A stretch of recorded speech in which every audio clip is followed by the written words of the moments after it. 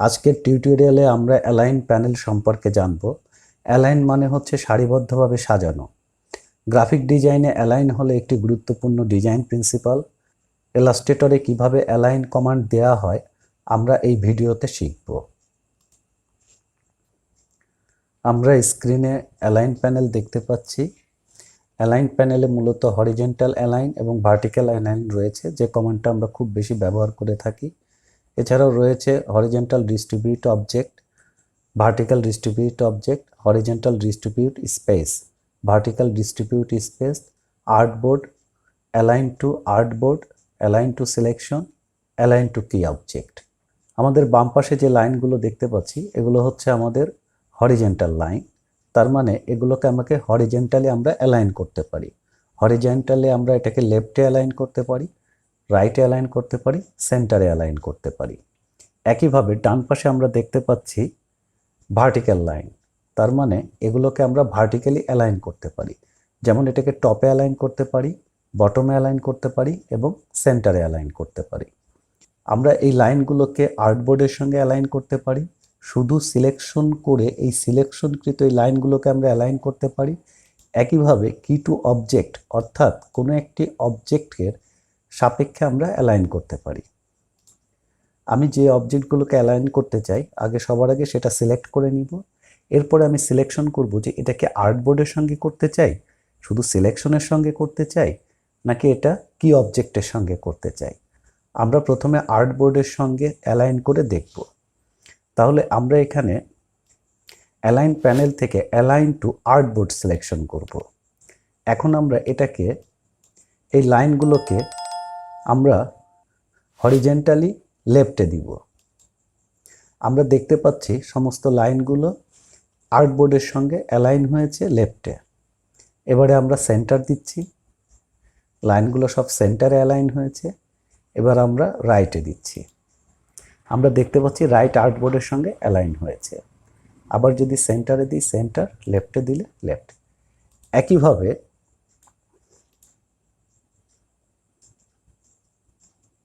আমি আন্ডু করে নিলাম। একইভাবে আমরা যখন ভার্টিক্যালি করব সমস্ত লাইনগুলোকে সিলেকশন করে আর্টবোর্ডের সঙ্গে টপে দিলে উপরে সিলেকশন হবে, নিচে দিলে নিচে অ্যালাইন হবে, সেন্টারে দিলে সেন্টার অ্যালাইন হলো।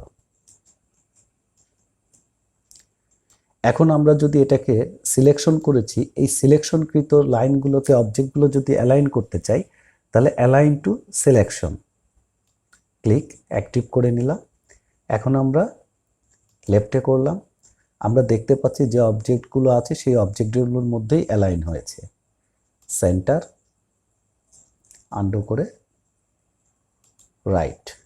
তার মানে সিলেকশন অ্যালাইনে এখানে সমস্ত অবজেক্টগুলোই মুভ করে অ্যালাইন হয়েছে। এখন এইটাকে যদি আমরা এই যে লাল রঙের যে অবজেক্টটি রয়েছে এই অবজেক্টের সাপেক্ষে যদি অ্যালাইন করতে চাই তার মানে এই অবজেক্টটি ফিক্সড থাকবে, অন্যগুলো মুভ করে অ্যালাইন হবে। সিলেকশন, এখন আমরা প্যানেল থেকে অ্যালাইন টু কি অবজেক্ট এটাকে অ্যাক্টিভ করে নিলাম। এখন আমরা সিলেকশন অবস্থায় আবার আমরা ক্লিক করব রেড অবজেক্টে, অর্থাৎ এখন রেড অবজেক্টটি আবার সিলেকশন হয়ে গিয়েছে। অর্থাৎ এখন এই রেড লাইনের সঙ্গে অন্য লাইনগুলো অ্যালাইন হবে লেফট, অর্থাৎ রেড লাইনটি ফিক্সড আছে, অন্যগুলো মুভ করেছে। সেন্টার, আবার ক্লিক সেন্টার। দেখেন সিলেকশন করার পর আবার রেডের উপরে ক্লিক করছি, রাইট। একইভাবে আমরা এই কমান্ডটি ভার্টিক্যাল অ্যালাইনেও দিতে পারি। Top,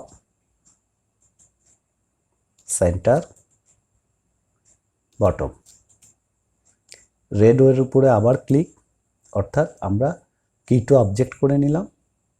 top, centre, bottom.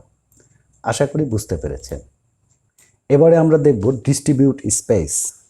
আমরা সিলেকশন করে নিলাম এই অ্যালাইনের মধ্যে আমরা যে লাইনগুলো দেখতে পাচ্ছি এই লাইনগুলোর মধ্যে স্পেসগুলো সমান নেই। যদি আমরা এই স্পেসটাকে সমান করতে চাই তাহলে এটা ক্লিক করে আমাদেরকে ভার্টিক্যালি এটাকে আমরা অ্যালাইন করব, স্পেসটাকে সমান করব, ডিস্ট্রিবিউট স্পেস করব। ক্লিক। আমরা দেখতে পাচ্ছি এখানে প্রত্যেকটি অবজেক্টের মধ্যে স্পেসটা সমান হয়ে গিয়েছে। একইভাবে আমরা যদি এটাকে আর্টবোর্ডের সঙ্গে করতে চাই তাহলে আর্টবোর্ড সিলেকশন করে ডিস্ট্রিবিউট স্পেস। আমরা দেখতে পাচ্ছি হরিজন্টালি আর্টবোর্ডের সঙ্গে সমস্ত অবজেক্টগুলো স্পেস সমান হয়ে গিয়েছে। একইভাবে আমরা যেটা করতে পারি সেটা হচ্ছে কি টু অবজেক্ট। এখন আমরা যখন কি টু অবজেক্ট অ্যাক্টিভ করলাম, এখন আমরা যে কাজটি করতে পারি, আমাদের এই যে অবজেক্টগুলো আছে এগুলোর মধ্যে নির্দিষ্ট মানে আমরা স্পেস দিতে পারি। আমি এখান থেকে 0.5 ইঞ্চি করে দিলাম। এবার স্পেস। আমরা দেখতে পাচ্ছি যে অবজেক্টগুলো আছে, অবজেক্টগুলোর মাঝে যে স্পেস আছে এগুলো 0.5 ইঞ্চি করে আছে। আবার আমি সিলেকশন করার পরে কি টু অবজেক্ট, দেখেন আমার মান অ্যাক্টিভ হয়ে গিয়েছে। এখান থেকে আমি 1 ইঞ্চি করে দিলাম। এবারে ডিস্ট্রিবিউট স্পেস।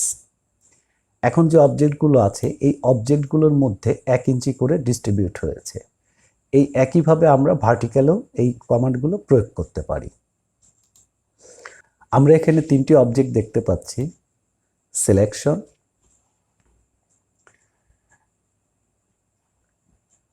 Left, top. এটি হচ্ছে আর্টবোর্ডের সঙ্গে। Right, right bottom, centre, horizontal centre, vertical centre. এটা হলো আর্টবোর্ডের সঙ্গে। এখন আমি যদি এটাকে সিলেকশনে করতে চাই তাহলে অ্যালাইন টু সিলেকশন। এখন আমি এটাকে হরিজন্টাল সেন্টার দিলাম, ভার্টিক্যাল সেন্টার দিলাম। একইভাবে এটাকে লেফট করতে পারি, লেফট আপ করতে পারি, রাইট করতে পারি, রাইট বটম করলাম।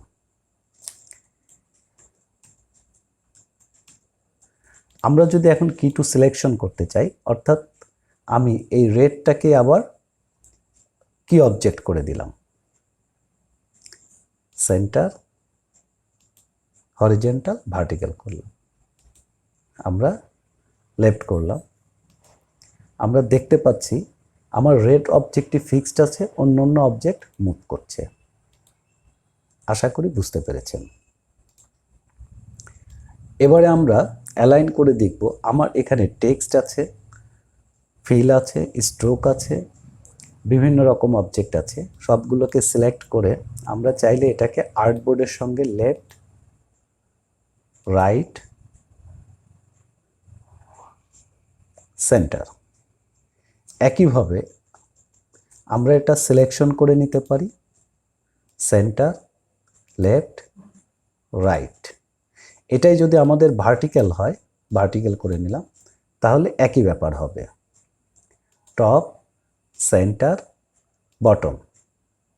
আর আমরা যদি এটাকে কি অবজেক্ট করি তাহলে আমি এখানে কি অবজেক্ট করছি, আমার এই টেক্সটটাকে, টপ, সেন্টার, বটম। আমার এই অবজেক্টগুলোর মধ্যে যদি আমি নির্দিষ্ট দূরত্ব করতে চাই তাহলে কি টু অবজেক্ট, এখানে 0.5 ইঞ্চি করলাম, ডিস্ট্রিবিউট স্পেস। তাহলে প্রত্যেকটি অবজেক্টের মধ্যে আমার 0.5 ইঞ্চি করে স্পেস হয়েছে। আর যদি আমি সিলেকশন করে ডিস্ট্রিবিউট স্পেস করি তাহলে যে স্পেস ছিল এটাই সমানভাবে প্রত্যেকটি অবজেক্টের মধ্যে ভাগ হয়ে গিয়েছে। আশা করি বুঝতে পেরেছেন।